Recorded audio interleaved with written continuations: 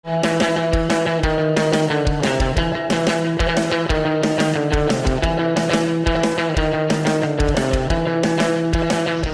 mga ka-wolfers, yun na nga po, gumawa na nga po kami ng natural calcium instead of us buying yung mga calcium na tablets and calcium na liquids.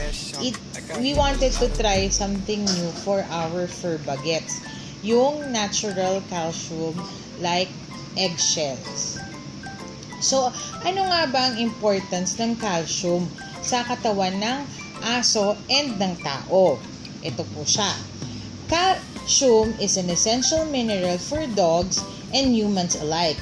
It is responsible for making sure that the heart functions efficiently by contracting the heart muscles. It helps the blood to clot. It aids in digestion. It supports proper nerve function. And it helps to squeeze and contract all those muscles that ensure your dog can run around and play.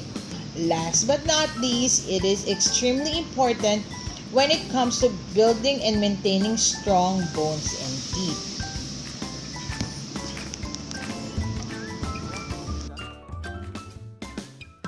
Mga ka-wolfers, ito na po yung mga calcium-rich food that dogs can eat. Like egg, yung mukha nung ginawa po namin kanina is the eggshell. So, dinurog po namin siya and pwede po siyang ihalo sa food. Next is the yogurt. Rich in calcium din po siya and easily, madali siyang ihalo sa food ng dog.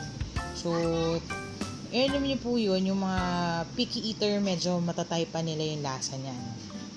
Number 3, fish. So, ang mga isda na rich in calcium po is salmon, tuna, and trout. So, number 4, syempre, yung binibigay po natin sa kanila, yung bone. Diba? Tayo po ay nagbibigay ng bone sa kanila as chew toy. Yung mga ka-wolfers, yung bones na ibibigay nyo, as in yung bone po talaga ha, yung bone na nabibili sa palengke, yan, pwede nyo ibigay yan sa kanila, ngangat-katin nila yan, gagawin nila yung chutoy, napaka-rich in calcium din po. So, yun po ang mga pwede nating ibigay sa aso natin na rich in calcium.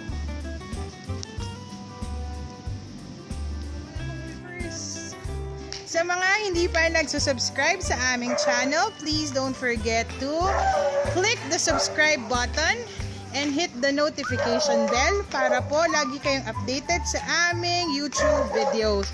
And also, don't forget to follow us on Instagram, Cvwolf Kennel, and please do like our page, Cvwolf Kennel. Facebook page po yun ha.